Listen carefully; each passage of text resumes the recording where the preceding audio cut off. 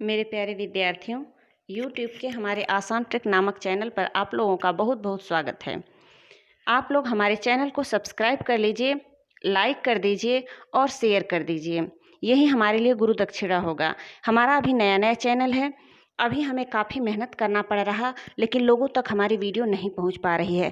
अतः हमारी वीडियो को वायरल करवाने के लिए आप लोग प्लीज़ लास्ट तक हमारी वीडियो देखिएगा, बीच में छोड़कर मत जाइएगा, क्योंकि आप लोगों के बीच में छोड़कर जाने से हमारा ऑडियंस रिटेंशन घटता है और लोगों तक हमारी वीडियो नहीं पहुंच पाती है। आप लोगों को पता है कि कोई भी काम नया नया स्टार्ट करने पर कितना व्यक्ति को परेशानियां झेलनी पड़ती हैं और यूट्यूब पर अपनी पहचान बनानी पड़ती है। जिसकी पहले से पहचान बनी हुई है, जो पुराने यूट्यूबर हैं, वो भी आप लोगों से यही बात करते हैं कि आप लोग लाइक, सब्सक्राइब और शेयर कीजिए ताकि उनकी वीडियो अन्य लोगों तक जाए। जबकि उनके पास बहुत सारे सब्सक्राइबर हैं, वो जो भी बताएंगे उनको बहुत सारे लोग देखने वाले हैं। हाँ, चूँकि हमारी नई नई वीडियो हैं और नई नई वीडियो देखने पर छात्र हो या कोई भी व्यक्ति हो, उसकी मेंटिलिटी होती है कि जल्दी उसको समझ नहीं पाता है, क्योंकि नई नई वीडियो होती है, उसको लगता है कि ये क्या पढ़ाएंगे।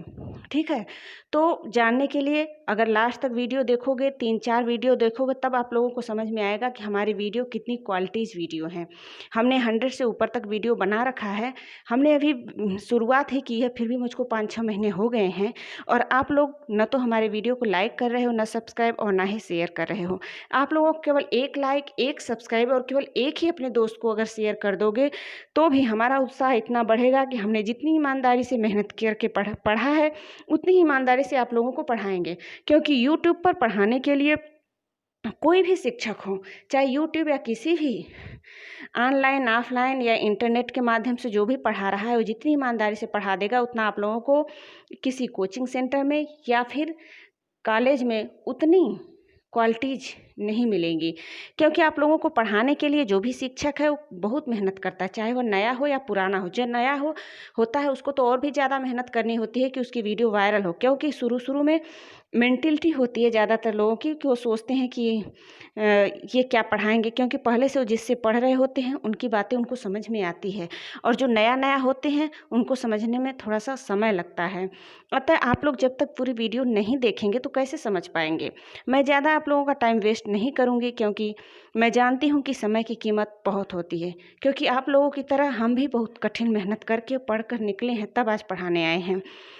अतः आप लोग प्लीज़ हमारी वीडियो को वायरल होने करवाने के लिए लास्ट तक देखना, बीच में बिल्कुल नहीं छोड़ना और स्किप भी मत करना। देखिए मेरे प्यारे विद्यार्थियों, देखिए यहाँ पर जो हिंदी का साहित्य है, साहित्य का मतलब आप लोग समझते हैं कि साहित्य वह होता है जो समाज का हित करे, समाज का कल्याण करे। और यहाँ तक कि ये बात बताई जाती है कि समाज में क्या हो रहा है, उसका पता हमें साहित्य के माध्यम से लगता है। जैसे कि आदिकाल है, तो आदिकाल का जो समय काल है 1000 से 1300 संवत तक के काल को जो है आदिकाल माना गया। तो आदिकाल के समय में, अर्थात उस समय में कैसा सिचुएशन था, कैसी परिस्थितियां थी, उसका पता हमें उस समय के साहित्य से लगता है। अतः साहित्य का लोग कीमत नहीं समझते हैं कि लोग सोचते हैं कि बस हिंदी विषय है, हिंदी में क्या रखा है।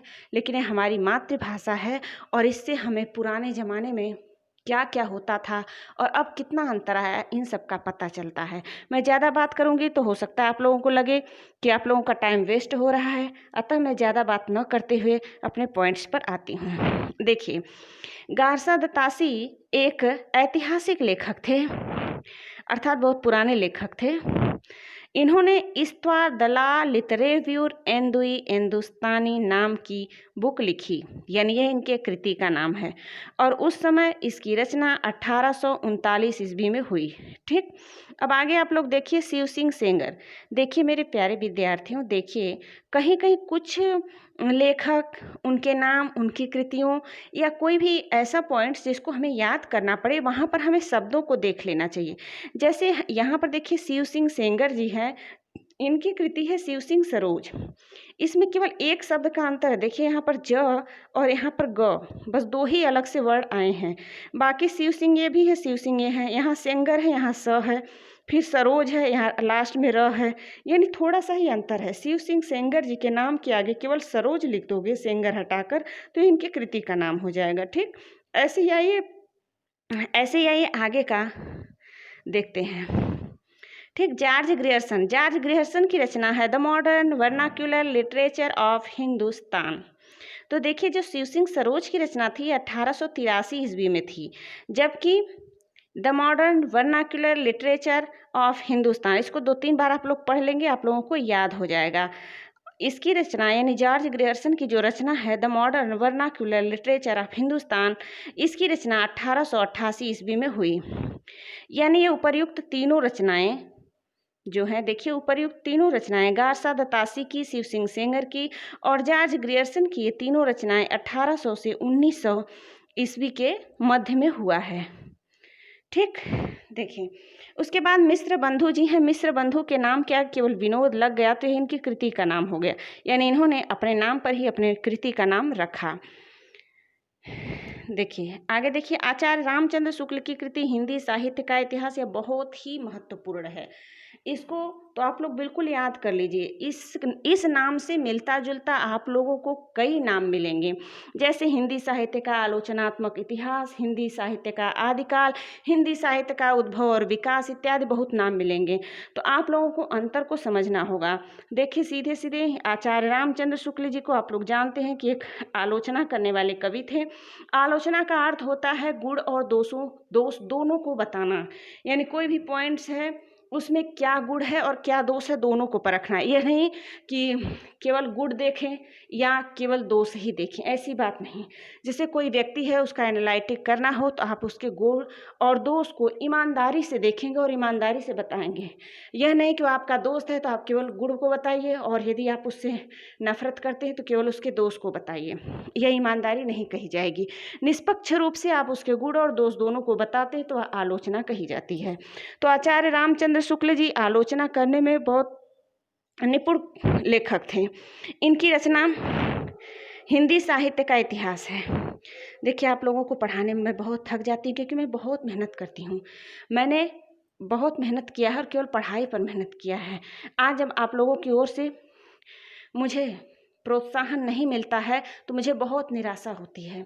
आप लोग भी जैसे आप लोग आज मेहनत से पढ़ रहे हो, वैसे हमने भी मेहनत करके पढ़ा और अभी तक मैं पढ़ती रही हूँ, तब आप लोगों को बता रही हूँ। अतः प्लीज़, मेहनत की कीमत आप लोगों से ज़्यादा कोई नहीं समझ सकता है, क्योंकि आप लोग भी पढ़ाई कर रहे हो।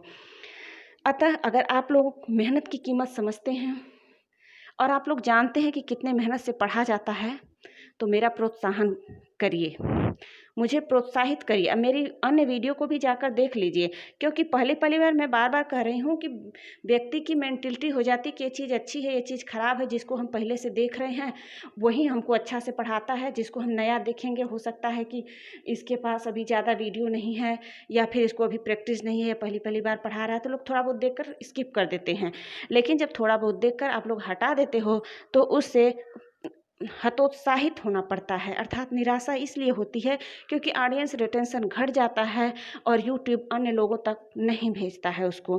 तो ऐसा मत करिए आप लोग मेहनत से पढ़िए और मेहनत की कीमत भी समझिए।